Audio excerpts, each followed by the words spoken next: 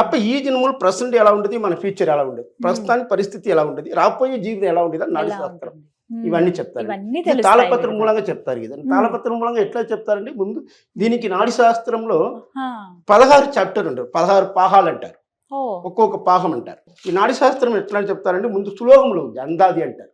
తమిళ్లో తెలుగులో చెప్తారు, శ్లోకం అంటారు దాన్ని. తమిళ్లో ఉంది అందాది అంటాం, తమిళ్ అందాది.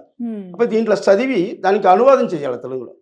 అప్పుడు చెప్పినప్పుడు ముందు చదువుతారు కదా, అది ఏ విధంగా శ్లోకం ఉంటుంది, దానికి అర్థం ఏంటి కొంచెం బేసిక్గా నేను చెప్తున్నాను. చెప్పండి. அருள்காட்டி பொருள்காட்டி அன்பங்காட்டி அகலமையன் பெருங்கருணே ஜோதி காட்டி இருள்வார் அகுபரத்தை இடையிறவெளிதை மீசா போற்றியே தேவியான் வணங்கி மேலாய் மகனருவன் சுடிசரியாம் சங்கு ரேகை ரேகதனில் வினை புள்ளி குளமும் பின்மேல். இதுதான் శ్లోకం అంటారు. ఇది తమిళ శ్లోకం అందాదిలో. దీనికి నేను చదివినది అర్థం ఏంటి, దీనికి అర్థం ఉంటుంది.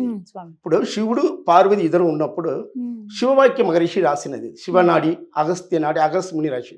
ఇప్పుడు శివుడు పార్వతి నమస్కారం చేసి, అప్పుడు పార్వతీదేవి తన భవిష్యత్తు గురించి చెప్పండి, అమ్మాయి గురించి వచ్చారు, వాళ్ళ భవిష్యత్తు గురించి చెప్పండి, వాళ్ళు మంచిది ఏంటి చెడియండి, రాబోయే జీవితం వాళ్ళకి ఎలా ఉంటుంది, వాళ్ళ కెరీర్ ఎలా ఉంటుంది, వాళ్ళ ఆయుల ఆరోగ్యం ఎలా ఉంటుంది, వాళ్ళ ఫ్యూచర్లో ఎలా బయటపడుతున్నారు, వాళ్ళ లాభస్థానం, వాళ్ళ ఫ్యూచర్లో ఎంత అభివృద్ధిలో ఉంటారు, ఎప్పుడెప్పుడులా వాళ్ళకి మంచిది కష్టాలు జరుగుతుంది, అన్ని వివరంగా చెప్పండి స్వామి లైఫ్లో. అట్లా పార్వతి అడుగున శివుడు చెప్పడం.